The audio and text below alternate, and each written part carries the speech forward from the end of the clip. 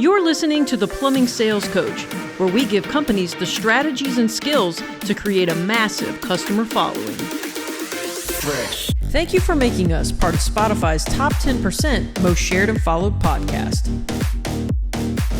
And now, your host, Chris. What's up, everybody? Welcome back to another episode of The Fresh Approach. I'm your host, CF, the Plumbing Sales Coach, and today we're going to discuss a little skill set that's needed by all plumbers. Every single service plumber has to have this skill set. Now, you hear us talk a lot about relationships. You hear us talk a lot about building options. You hear a lot of us putting these options together for a customer and giving them a reason and all the different things that we talk about related to service and everything that goes into giving the customer a great experience. This skill set right here, though, is going to be the one that really separates you as a service plumber. This is probably the skill set that a lot of owners are looking for in a plumber. This is a skill set that a lot of plumbers who've been in service plumbing have, and they typically have this skill set based off of their own experiences in the home and what they've come across and seen and had to deal with. And this is a very important thing. This skill set is called diagnosing, and we're going to talk about it today. Some of the key things that have to happen, the frameworks that have to happen in order for you to truly be good at this thing called diagnosing. Look, a lot of us, well, we've seen it. We've just seen it in the home where technicians go in. Maybe it's you. Maybe it was you. Maybe it still is you. And you broke fix. You go in. You see what's wrong. The simple, easy answer. The fill valve's running. The flapper isn't closing. The cartridge is broke. Maybe the customer even told you what was wrong. And that is not diagnosing. That is simply observing and replacing. In fact, it's funny is the comparison I would bring it to is in sales. If you work at a fast food restaurant and you work at the drive-through window and you take the orders with the headset on and you're the one delivering the final price with tax and you're collecting that money and you're handing that food out, a lot of people might accidentally think that's sales, but that's just order taking. That's not sales. You could be a waiter or a waitress. You might be serving. You might be able to give someone a great experience. The better the experience you give, the more comfortable they'll be, the more likely they'll be willing to choose more expensive items, leave a bigger tip, and do different things. But that's still not sales. That's just taking orders. And some waiters, some servers do act in a way that promotes things or sells things. Suggestive selling is what they'll call it, where they might say, hey, can I start you out with a drink? Maybe lemonade or a soda or something like that. That's suggestive selling. It's suggesting something to you that then generates a little bit more of a higher ticket value. That's not what we're talking about. What we're talking about today is a skill set that allows you to go into a home and absolutely figure out not only what's broke, but why it's broke. And there's some other things that go along with that, and we're going to talk about that a little bit today. Before we get too into it, I just want to say, what up, everyone? Hope you're having a great week. I think we're coming off Thanksgiving. We just finished up Thanksgiving last week is when that was, and I think a lot of you, hopefully, are recovering from the turkey, from the what is it, the coma. Are you in the turkey coma? Did you eat turkey and watch football? What'd you do? Hopefully you had a good time with family.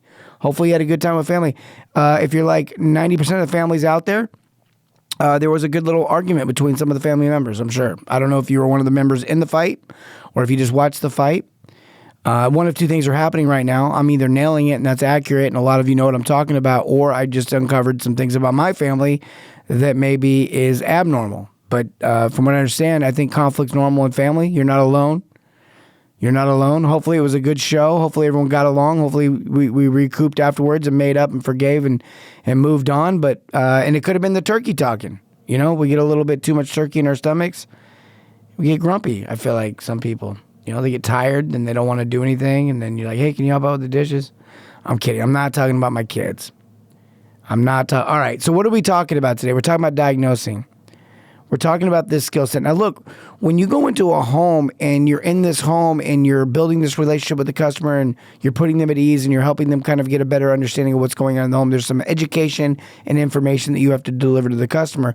But there's also this reality. You got to figure out what's going on and why it failed. How many times have we gone into homes? Because I get a lot of plumbers that will say, oh, you just go in there and fix what's broke. You just go in there and fix the thing the customer doesn't need to be bothered with. You don't need to be selling unnecessary things. I would agree that you don't need to be selling unnecessary things, but to think for the second that's the only thing that's going to fail in that home is short-sighted.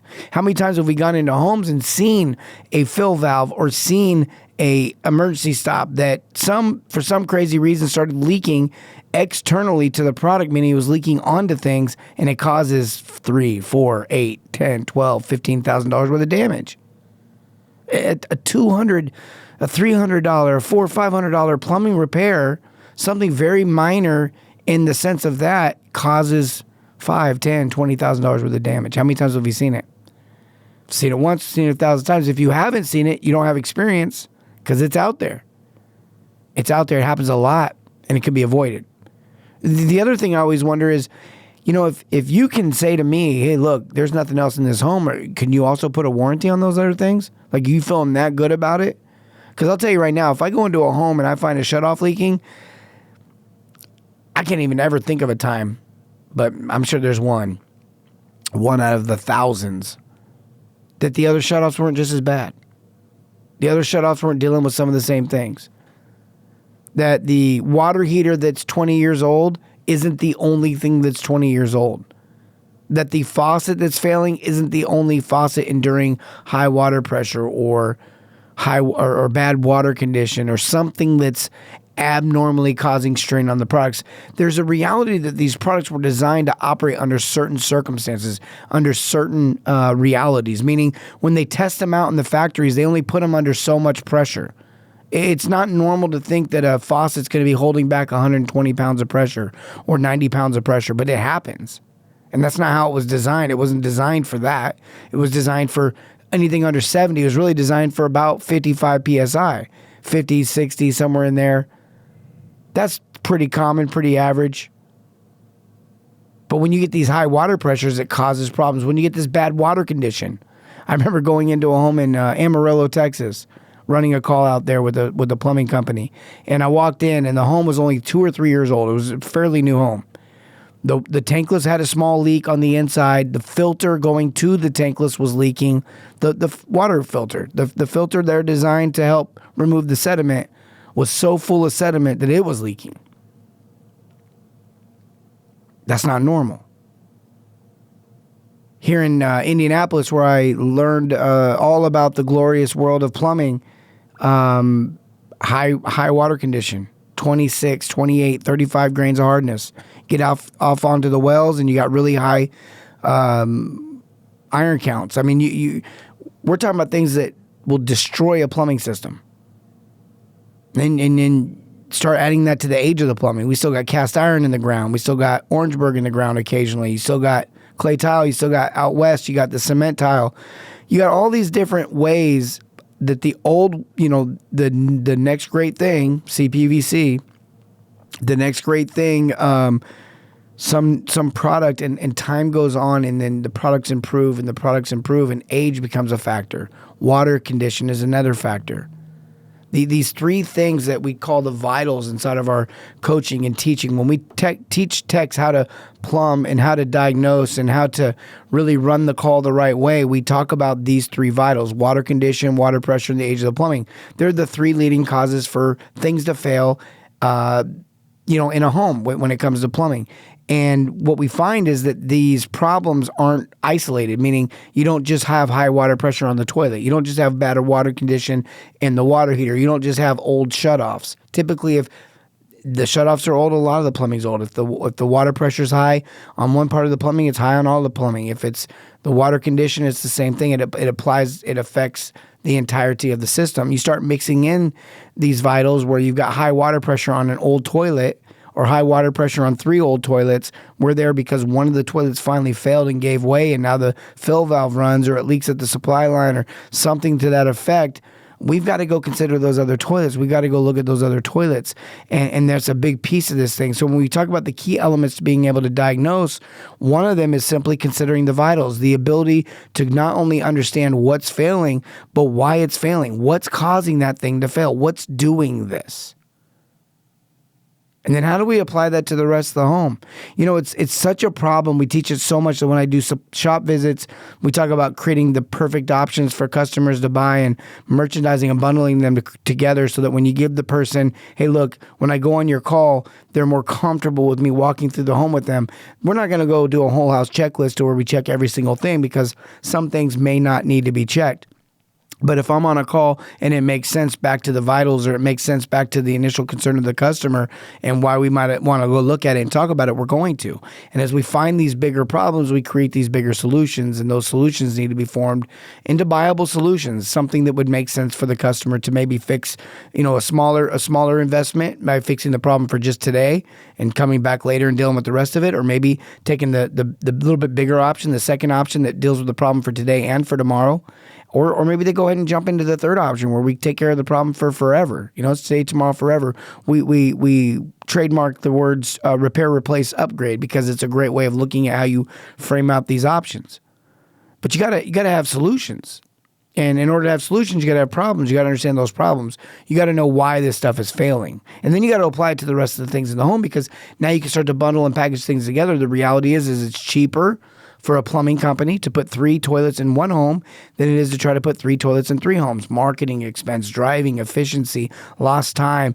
The technician's got to run the call for a half hour to an hour to sell the toilet, and then to be able to go get the toilet and then be able to install the toilet in one home takes a lot longer doing it 3 different times throughout the day than to just talk to one customer about all their toilets and put 3 toilets in one home. So therefore, you could probably pass on a little bit of a savings on the 3rd toilet. See how that works? We're not discounting down the main thing they called us out there for. We're just leveraging that to then show them more value and give them a better return on investment. That's what we teach inside of our program. It's been such a thing, though, such a skill that's hard to grasp just off the cuff. We finally developed a software that does it for you. Literally, you push a couple buttons while you're in the home, and it starts to highlight the other things. And as you pass and fail those items, boom, it builds your options for you. It's really cool because it gives you the ability to not only give your customer the 3 vitals and all that, but to give them a reason on building consumer confidence, a reason to go look at the other things. That's what people need. They think you're going to go look at the other toilet because you want to sell them another toilet. But the reality is you just need to go verify the other toilet. And if you have a reason to give the customer, they're way more apt. That's what we found over the years in the homes. They're way more apt to go do those things. And so we built this software. Just a quick side note, if you guys want free access to that software, you want to check out that software when it launches coming up next year, you can. We're creating a waiting list. In fact, we're going to offer that waiting list tech training at some free tech training, some free access to that software when it comes out. We're going to basically just make this, we want to help everybody. So we want everybody to get a taste of it. We want everybody to get some free training to be able to help your teams out. We're also going to offer you the ability to get this thing locked in at a pretty cheap price for life with never raising the price. But more importantly, we want to let you try it out for free. We want to let you be able to get some tech training, to be able to get some impact. If that's all you get out of it, great. We'll raise your ticket average by a couple $100 guaranteed on every single call just by going through the free stuff. That's how confident we are. Just go to software.theplumbingsalescoach.com. Software.theplumbingsalescoach.com. Put your email address in, get on the waiting list, and we'll send you the information for the free trainings and all that cool stuff. That's what we've always done here. We've tried to make it easy. We're not looking to sell you a bunch of stuff. We just want to help you. And that's why we put out all this content on. We're doing it right now on this podcast, talking about diagnosing. If you go back to the last couple podcasts, we talk about different things. If you go back further than that, we talk about how to build relationships, how to do it, because we want to help everybody a little bit, some make an impact on the industry that way. For those that want more help, more impact, you want us to put a software in your hands. You want us to put like dialed in trainings or worksheets and actually like a class. Well, yeah, I mean, we're going to charge something, but even with that, we let you try it out for free. Don't be so afraid to do that in your business.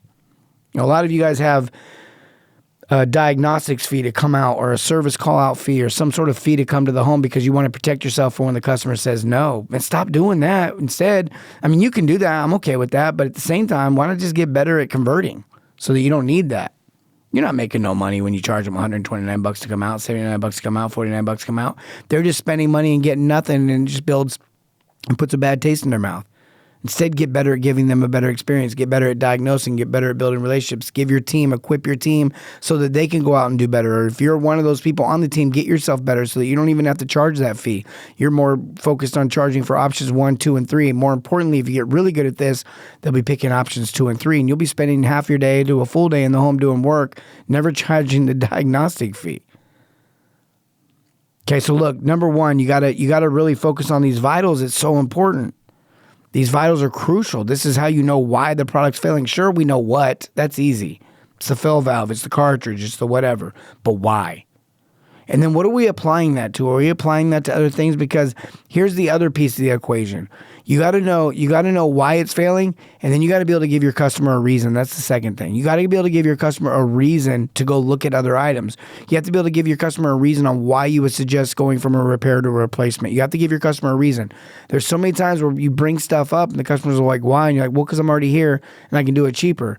Well, that might be true, but that's not a reason. A reason would be because, well, when I do one toilet, I got to bleed your system down. And if I do the second toilet on a different day, I got to come back out and bleed your system down. If I do the third toilet on a third day and I come back out, I got to bleed your system down. If I do them all at once, I have to bleed your system down once. Plus, I get in a rhythm and I can go to the supply shop once. All of that's going to save time, which is going to save you money. That is a reason. That makes sense to a consumer.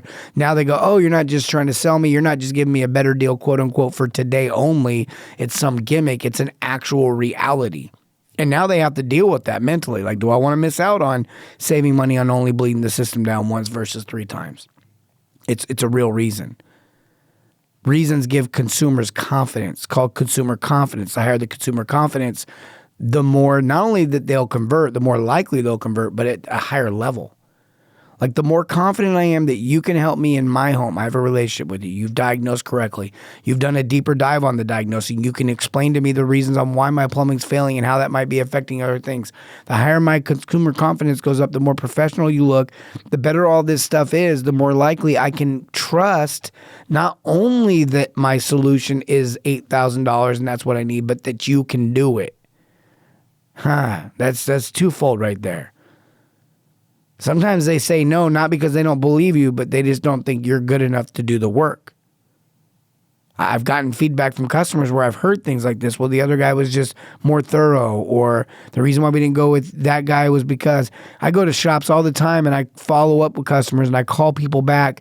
I just did a call the other day where they diverted from the process. We have our calculator and we go through all these different trainings and we help because we understand the conversion method. We understand the power of getting people comfortable with us, and they diverted from that a little bit and raised their price a little bit on the guy, and he gave him 4 stars on Google. And so it's like, well, why'd you give, so I said, let's call him.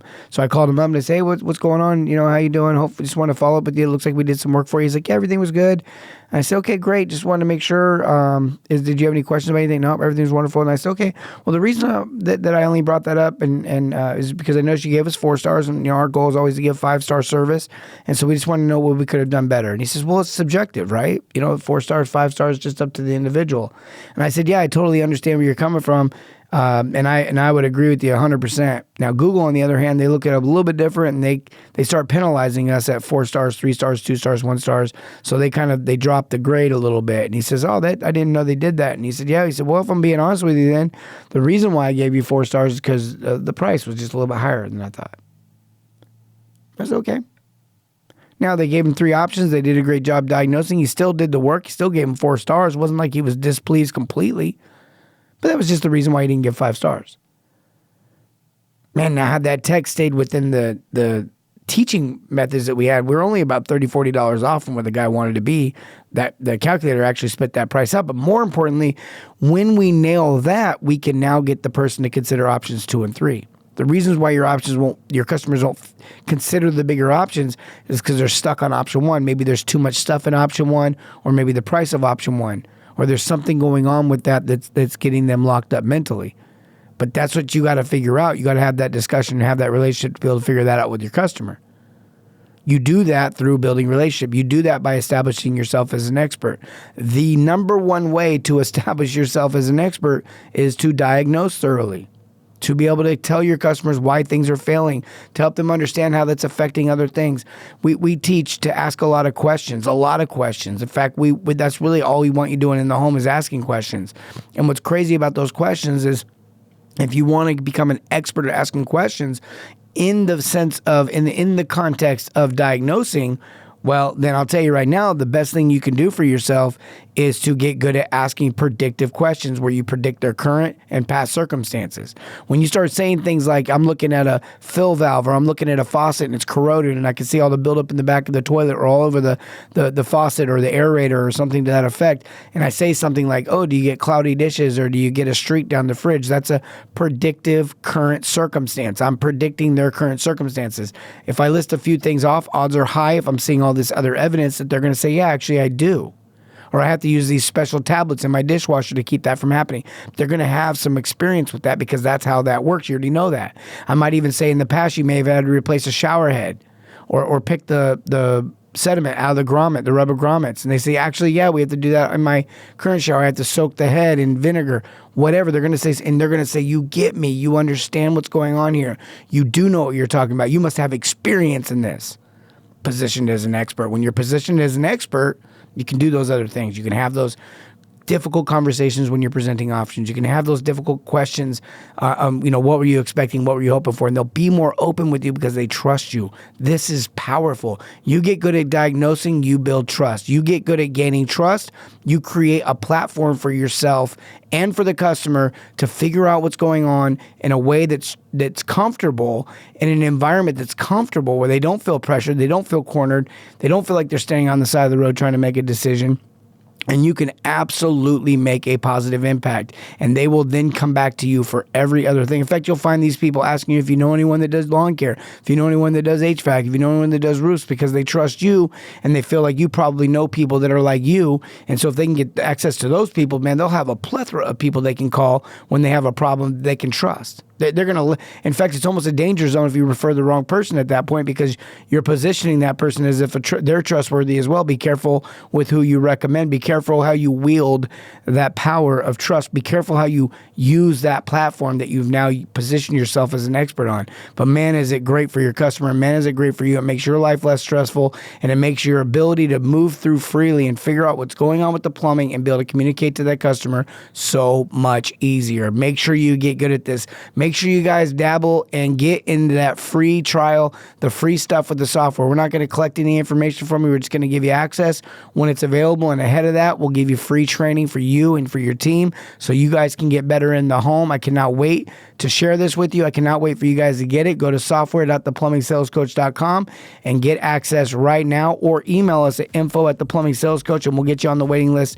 Either way, however you want to do it. And last but not least, you can simply go to our website on your phone, and at the bottom, it'll have a phone number pop up. You can call and text. You'll get someone live, and we will get you access to whatever you need because we love you. And as always, remember, serve your community and everything, not just plumbing. Have a great day.